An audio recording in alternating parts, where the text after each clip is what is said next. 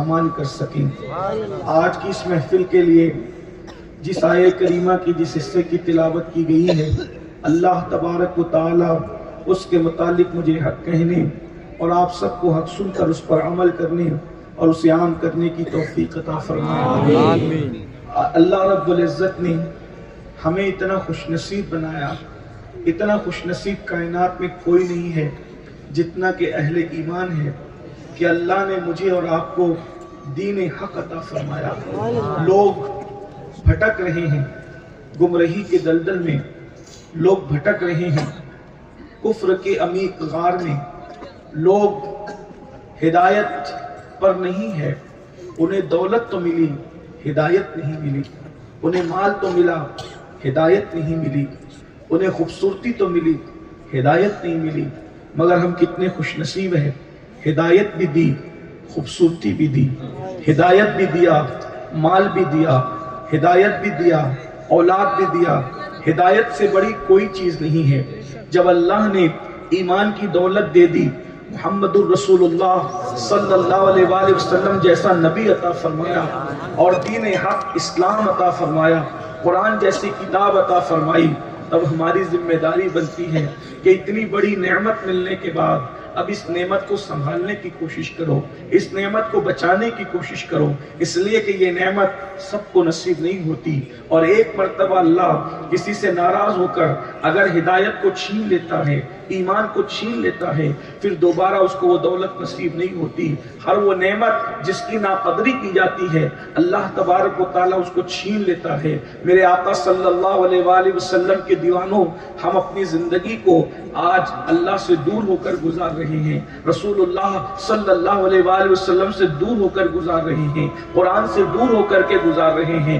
آج ہر انسان الا ماشاءاللہ اپنی طبیعت کے مطابق زندگی گزارتا ہے۔ اس کو یہ خوف ختم ہو گیا کہ اللہ دیکھ رہا ہے، اللہ تبارک و تعالیٰ کی نگاہ میں ہر وقت ہم ہیں، چاہے جو کر لیں اللہ ہمیں دیکھ رہا ہے۔ اگر ہم زمین کے نچلے حصے میں تحت الثری میں جا کر بھی کوئی عمل کریں تو بھی اللہ کی نگاہ سے نہیں چھپتا، اگر ہم آسمانوں کی بلندیوں پہ جا کر کوئی کام کریں تو بھی اللہ کی نگاہ سے نہیں چھپتا، اگر ہم غاروں میں جا کر کے کوئی کام کریں تو بھی اللہ کی نگاہ سے نہیں چھپتا۔ اور اللہ تبارک و تعالیٰ نے ایک قانون عطا کر دیا ہے اور ہمیں آگاہ کر دیا ہے، جو چاہو کرو۔ اللہ بتا رہا ہے جو چاہو کرو، تم اپنی مرضی کے مطابق جس طرح چاہو زندگی گزارو، مگر یاد رکھنا اگر اچھی زندگی گزارو گے، اللہ کے فرمان کے مطابق زندگی گزارو گے، قرآن کے قانون کے مطابق زندگی گزارو گے، تو سن لو ان الابرار لفی نعیم وان الفجار لفی جحیم۔ نیکوں کے لیے جنت ہے اور فاسق و فاجر کے لیے، مجرموں کے لیے، اللہ کے نافرمانوں کے لیے جہنم ہے۔ اللہ کے رسول صلی اللہ علیہ وآلہ وسلم نے بار بار اپنے خطبات میں، حضور نے اپنے واعظ میں، اپنی نصیحتوں میں لوگوں کو آگاہ کیا۔ ہم لوگ اب کوئی واعظ و نصیحت کے حقدار نہیں، اصل واعظ و نصیحت تو حضور کی ہے، ہم اسی کو نقل کرتے ہیں۔ آئیے اللہ کے رسول صلی اللہ علیہ وآلہ وسلم نے صحابہ کی محفل میں ایک گفتگو فرمائی، ایک خطاب فرمایا، اسی کو میں آپ کے سامنے دہراتا ہوں، اسی کو پیش کرتا ہوں، اپنے آپ کی اصلاح کے لیے بھی اور آپ کی اصلاح کے لیے بھی۔ آقا علیہ السلام کی عادت کریمہ تھی، اللہ کے رسول صلی اللہ علیہ وآلہ وسلم جب فجر کی نماز پڑھتے تھے تو فجر کی نماز کے بعد حضور علیہ السلام اٹھ کر گھر نہیں جاتے تھے، بلکہ صحابہ کرام کی طرف رک کر کے اور کعبے کی طرف پشت کر کے اللہ کے رسول بیٹھ جاتے تھے، اور بیٹھنے کے بعد میرے آقا فرماتے تھے کہ اے میرے صحابہ، تم میں سے کسی نے کوئی خواب دیکھا ہو تو بیان کرو۔ صحابہ کرام اگر خواب دیکھتے تو بیان کرتے، اللہ کے رسول اس کی تعبیر بیان کرتے، اور کبھی جب اللہ کے رسول خواب دیکھتے تو اللہ کے رسول علیہ السلام اپنا خواب بھی بیان فرماتے اور اس کی تعبیر بھی بیان فرماتے۔ ایک دن اللہ کے رسول صلی اللہ علیہ وآلہ وسلم صحابہ کی طرف رخ انور کر کے جلوہ گر ہیں، اور میرے آقا علیہ الصلوۃ والتسلیم فرماتے ہیں، حدیث پاک کا مفہوم ہے، اے میرے صحابہ تمہیں معلوم ہے آج رات میرے ساتھ کیا ہوا؟ صحابہ کرام کہتے ہیں واللہ ورسولہ اعلم، اللہ جانتا ہے اور اللہ کا رسول جانتا ہے۔ اس کے بعد میرے آقا صلی اللہ علیہ وآلہ वआलैहि वसल्लम फरमाते हैं, एक एक बात को ध्यान से सुनना, ये हुजूर का फरमान है, ये हुजूर अलैहिस्सलाम ने अपनी महफिल में जो बयान किया है मैं उसी को रिपीट कर रहा हूँ। बीच बीच में जहाँ जरूरत होगी थोड़ी सी मैं तशरीह करने की सआदत हासिल करूंगा, बाकी और कोई बात नहीं। मेरे आका फरमाते हैं, मैं सो रहा था, मैंने देखा कि दो इंसान मेरे पास आए या दो लोग मेरे पास आए, और आने के बाद उन्होंने मेरे दोनों बाजू को पकड़ा, और बाजू को पकड़ने के बाद मुझे उठाया और उठा करके मुझे ले चले। वो जहां चाहते थे वो मुझे वहां ले गए। वो दो कौन लोग थे उसको भी रिवायत में बयान किया गया है। एक हस्ती हजरत जिब्रील अलैहिस्सलाम है और एक हस्ती हजरत मिकाईल अलैहिस्सलाम है। ये दोनों बुजुर्ग आए, अल्लाह के रसूल को उठाया और फिर मेरे आका फरमाते हैं, हम लोगों को मुझे वो वहां लेकर के गए। एक बहुत बड़ा पहाड़ था, उस पहाड़ की तरफ ले गए और अर्ज किया, या रसूल अल्लाह सल्लल्लाहु अलैहि वसल्लम आप इस पहाड़ पर चढ़िए। मैंने कहा नहीं, ये पहाड़ बहुत ऊंचा है। आका अलैहिस्सलाम फरमाते हैं, फिर उन्होंने कहा, हुजूर आप चढ़िए तो सही, अल्लाह आसान कर देगा। आका फरमाते हैं, फिर हम उस पहाड़ पर चढ़े। आका फरमाते हैं, जब हम पहाड़ पर चढ़े तो हमने कुछ खौफनाक मनाजिर देखे, कुछ भयानक मनाजिर देखे।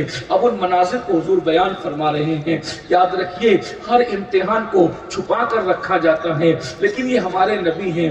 हुजूर ने सारी चीज को खोल खोल कर बयान कर दिया ताकि हम मोहतात हो जाएं, ताकि हम एहतियात करें। आप नहीं देखते मेरे भाई, जब कहीं खतरा होता है तो वहां पर एक तख्ती लगी होती है, खतरा, कोई आदमी वहां नहीं जाता, इसलिए कि खतरे की जगह जाएगा तो बर्बाद हो जाएगा, तबाह हो जाएगा। अल्लाह के रसूल अलैहिस्सलाम ने हर खतरे से हमें पहले ही आगाह कर दिया। हमारे नबी पर बेशुमार दुरूद और सलाम हो, अल्लाह उन पर रहमतों की बरसात फरमाए, उनके आल पर, उनके असहाब पर, उनके वालिदैन पर, उनके खानदान पर क़यामत तक के लिए अल्लाह दुरूद और सलाम नाजिल फरमाए। आका अलैहिस्सलाम फरमाते हैं, जब हम पहाड़ पर चढ़े तो हमने कुछ भयानक मनाजिर देखे। और वो मनाजिर क्या थे?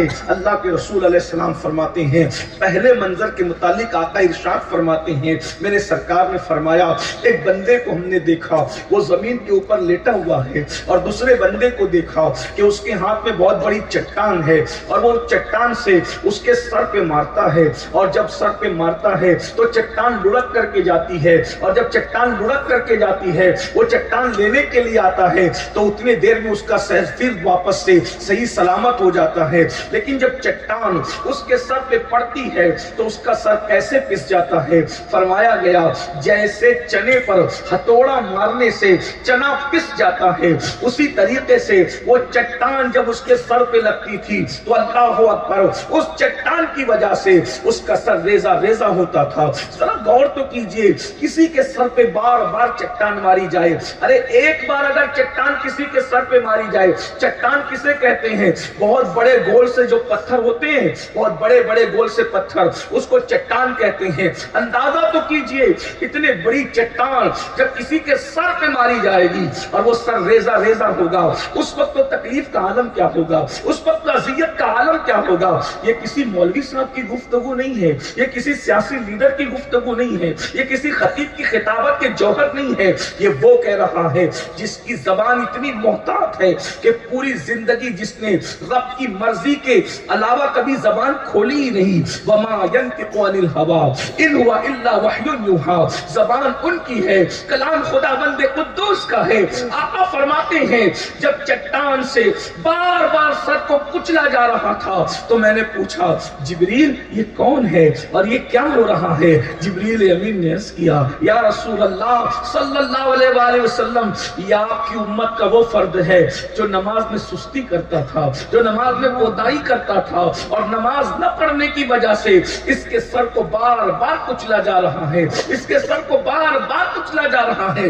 अब मुझे बताओ, या तो नमाज शुरू कर दो या तो फिर रसूलुल्लाह का फरमान सोचो। क्या माज़अल्लाह हुजूर के फरमान में कोई शक है? अस्तगफिरुल्लाह अल-अयाज़ु बिल्लाह, खुदा की इज्जत की कसम, रूए जमीन पर मेरे नबी से सच्चा अल्लाह ने किसी को बनाया ही नहीं, मेरे नबी से बढ़कर सच बोलने वाला अल्लाह ने किसी को बनाया ही नहीं। वो सारे सच्चों में सच्चे हैं, वो सारे अच्छों में अच्छे हैं, वो सारे ऊंचों में ऊंचे हैं, वो सारे आलों में आला है, वो सारे बालों में बाला है। खुदा की इज्जत की कसम, कुदरत ने अपनी तख्लीक का शाहकार बनाकर جس ہستی کو پیدا کیا ہے وہ محمد الرسول اللہ کی ذات ہے. خدا کی عزت کی قسم ان کی سچائی کا عالم یہ ہے کہ ان کے دشمن تک ان کی سچائی کی گواہی دیتے ہیں. اب مجھے بتاؤ جب دنیا کا پتھر ہمارے سر پہ لگے تو ہم سے برداشت نہیں ہوتا, وہ جہنم کی بنی ہوئی چٹان